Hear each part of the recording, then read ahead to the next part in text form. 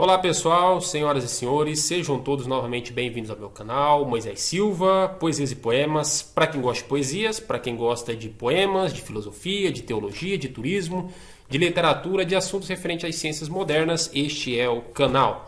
Como eu sempre digo pessoal, este é o canal que você encontrará todas essas temáticas e algumas coisas a mais. Esse vídeo pessoal, ele vai ser bem interessante, uma vez que eu vou falar sobre Friedrich Wilhelm Nietzsche, o grande filósofo alemão, entre aspas, nascido aí na cidade de Rock, Alemanha, no dia de 15 de outubro de 1844. A Alemanha é o país dos filósofos, né? A história da filosofia, ela tem um período de ouro, considerado aí como período era de ouro, né? Que é exatamente o período do idealismo alemão. Especificamente nas figuras de Hegel, Schelling, Schopenhauer e o seu, vamos dizer assim, o seu abridor de águas aí, né, o seu precursor Immanuel Kant, né, filósofo do século XVIII. Mas eu vou falar nesse vídeo sobre Nietzsche, né, de um ponto de vista literário e filosófico, uma vez que esse filósofo ele não foi apenas filósofo, né, entre aspas, mas também foi poeta e um pseudo-teólogo, vamos dizer assim.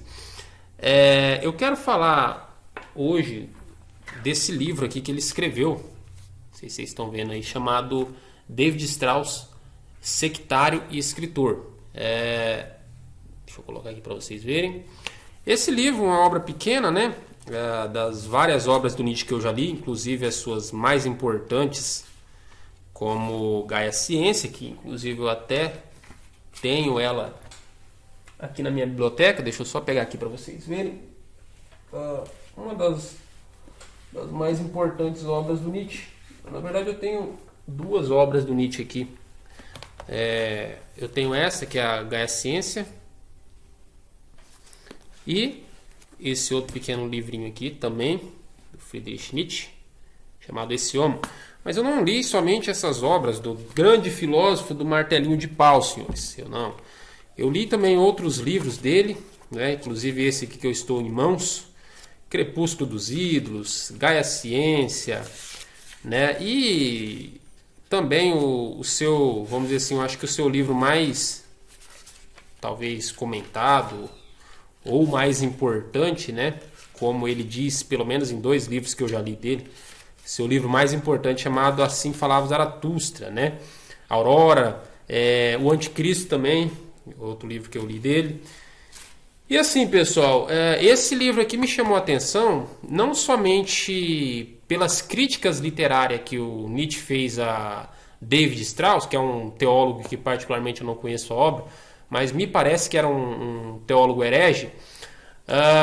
Mas é interessante, pessoal, que esse livro aqui o Nietzsche vai falar uma coisa que me chocou em um primeiro momento, né? Mas depois eu comecei a refletir e vi que o homem, de fato, não morreu demente à toa, mas as considerações filosóficas dele eram muito esquisitas. Ele, em todo momento nesse livro, pessoal, ele acusa o nosso teólogo aqui em questão, David Strauss, de obscurantismo, né? De ter uma escrita capenga, né? Como ele mesmo mostra na parte estrutural gramatical do alemão. Mas assim, essa questão de acusar um filósofo, um teólogo de obscurantismo, típica de pseudo-filósofos como o Nietzsche, o seu pai na filosofia, Arthur Schopenhauer, nada mais demonstra do que a inépcia, né, do autor de aprofundar-se nos estudos filosóficos ou na obra ora em voga que o mesmo está estudando. Porque se vocês forem observar, não é só o Nietzsche que faz essas vamos dizer assim, essas reclamações, né, esses choros, esses lamentos aí ao ler obras difíceis, ao ponto que Arthur Schopenhauer fazia a mesma coisa, né? E os dois criticam Hegel de obscurantismo, mas não entendem que para compreender um filósofo, como diria o próprio Schleiermacher, você precisa adentrar na leitura das suas obras de maneira psicológica e linguística. Os dois entravam só de maneira linguística, né? Até porque o Schopenhauer ele tem uma obra interessante, acho que é a mais interessante que ele tem, que é a Crítica ao Kant, né? Que ele só faz de um ponto de vista, vamos dizer assim, mais estritamente linguístico, né? Então, assim, é necessário adentrar na leitura de um filósofo difícil desses dois pontos de vista.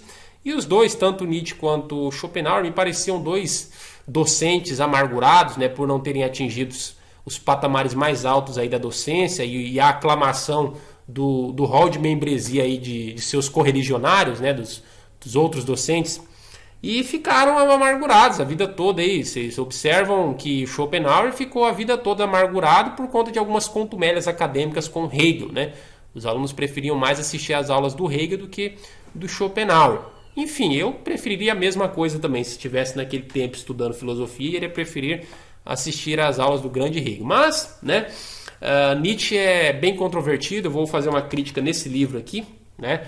E uma das coisas que eu achei interessante, pelo menos, né, diga-se de passagem, além das várias críticas inadequadas e sem embasamento nenhum que ele faz a Aristóteles e a Platão, e ao grande Kant, né, que muito embora tenha errado em alguns aspectos da sua obra, não foi de todo um homem que tinha, vamos dizer assim, uma filosofia ou conceitos tão obscuros ao ponto de serem, como Nietzsche disse, de serem até mancos, né, de serem aleijados.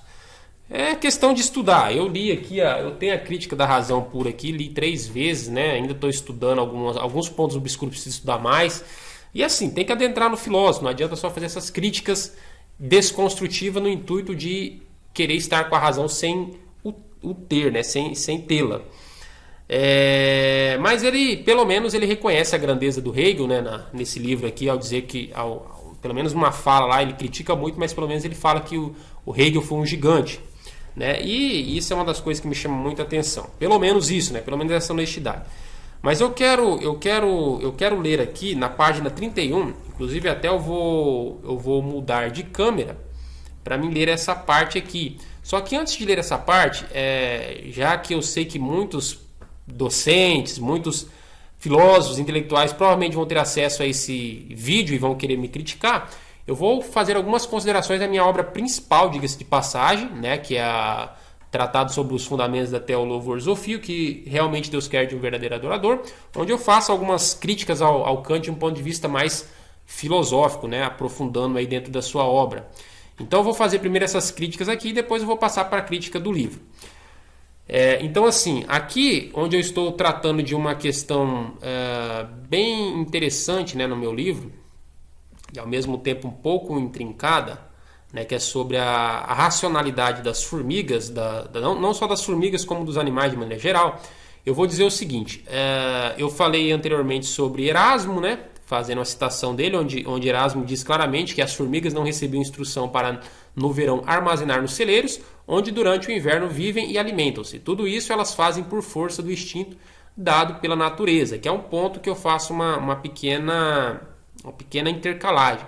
Mas aí eu vou dizer o seguinte aqui sobre Nietzsche, né? Aí eu vou dizer assim, de maneira que Nietzsche, muito embora tenha dito tantas asneiras em seus livros, sobretudo se enganando puerilmente acerca de Platão e Sócrates, ao achar que tudo na vida se resume a questões psicológicas de vingança, inclusive a própria crença na existência de uma realidade superior a esta que vivemos. Conferir as 4 teses em Crepúsculo dos Ídolos. Deixa eu só colocar um S aqui que eu esqueci. Crepúsculo dos Ídolos, ou Como se Filosofa com Martellus, que é uma obra que eu li recentemente dele, né? E aí tem que conferir essas 4 teses que ele levanta lá. Aí eu continuo dizendo, frutos de um reprochável ressentimento infantil contra Deus e, sobretudo, um risível desconhecimento teológico da Teodiceia do livro de Jó. Vocês estão ouvindo os meus cachorros, como sempre, eles sempre dão um ar de sonoplastia, vamos dizer assim, nos meus vídeos aqui. Então, desconsiderem isso aí. Continuando, né? Então, sobretudo, um risível desconhecimento teológico da Teodiceia do livro de Jó. Ora, será mesmo que tudo para aquele niilista cínico e decadente? Será mesmo que tudo para aquele cínico era decadente? Isso é uma pergunta que eu faço aqui. Aí eu vou continuar. Uma coisa disse com muita relevância para a presente discussão. Ou seja, Disse ele em seu livro Aurora que possivelmente herdamos dos animais a capacidade de julgar ao falar do homem perigoso, do triplo erro e triplo desprezo, velho como o mundo. Não obstante, Aristóteles 2008, aqui eu já entro na teoria de Aristóteles, né, na história dos animais, onde ele vai falar também um pouco dessa questão. Aí aqui eu vou continuar a crítica, né? Nietzsche teve seus momentos de altos e baixos ao longo de sua curta vida como intelectual, ao que eu desconfio muito de um homem que afirme categoricamente no final de um livro que, abre aspas, por mais tempo que se julgar inatural o que sempre foi atual, o que realmente importa hoje, mais do que nunca, é dizer a verdade, fecha aspas. E o restante de todos os outros seus livros mais importantes, principalmente os da maturidade, ficar mentindo descaradamente. Então aqui eu estou dizendo claramente isso, né? Se vocês lerem, por exemplo, o Anticristo, vocês vão ver que ele fala coisas absurdas, né? Que Paulo inventou Deus, que o cristianismo é a pior das invenções de todas, a pior desgraça, né, de todas, e tantas outras aberrações e asneiras que a história e os fatos nos comprovam ao contrário. Eu nunca vi, como disse um grande teólogo, eu nunca vi, se eu não me engano, acho que foi o Rodrigo Silva, eu nunca vi um ateu morrer, eu nunca vi uma pessoa morrer por um ateu, né, pelo ateísmo, ou mesmo um ateu morrer por um ateísmo, mais ou menos isso. Agora, eu já vi milhares de pessoas morrer pelo cristianismo, pelo evangelho, por Cristo, vamos dizer assim, né? Então, esses fatos aí, infelizmente, contradizem tudo que Nietzsche disse. Aí é que eu vou continuar. Contudo, Nietzsche, assim como seu pai em filosofia, Arthur Schopenhauer, dispensam qualquer comentário sobre moralidade e ética aos seus respeitos. Não obstante, concernente à biografia de Nietzsche, aí é que eu vou falar um pouco sobre a biografia nietzschiana, né? Onde eu trago algumas informações de teor biográfico.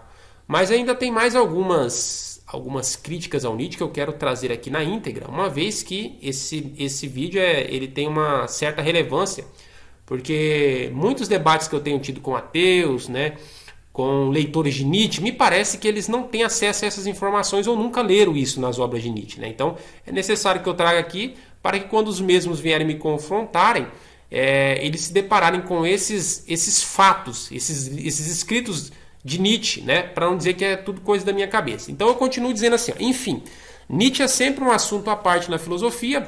Ora, o que não dizer de seu pecado original da razão, entre aspas, né? Isso aqui é algo dele, é criação dele.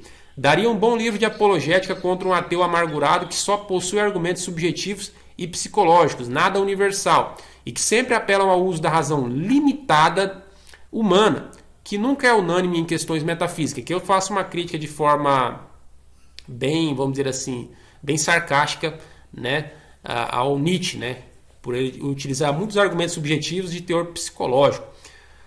O típico filho rebelde, aí eu continuo, né? O típico filho rebelde que escandaliza o pai ao propor formular, reformular, construir, desconstruir, suprimir colunas axiomáticas filosóficas bem edificadas e grossas, diga-se de passagem, como por exemplo sua eterna luta contra a religião, sobre a égide ridícula de afirmar categoricamente que a igreja sempre lutou contra a vida.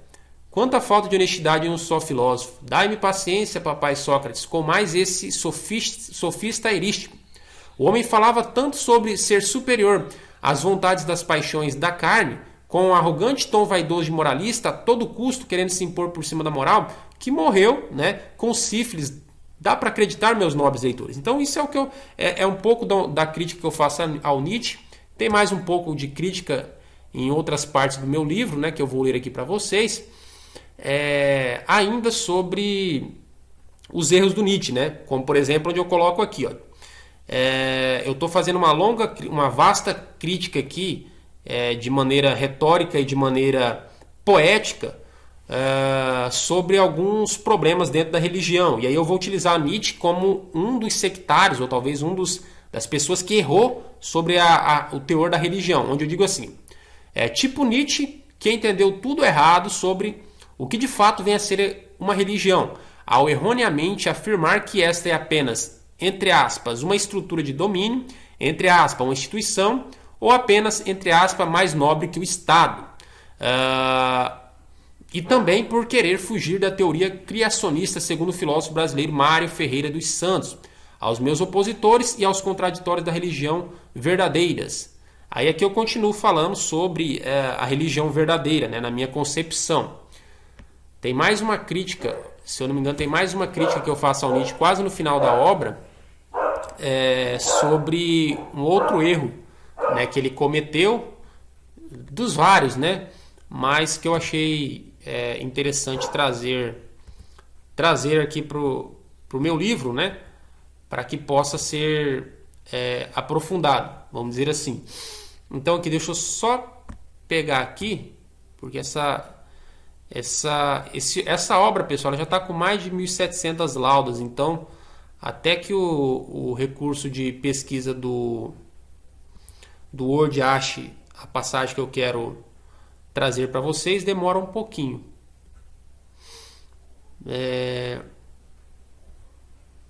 Vamos ver aqui.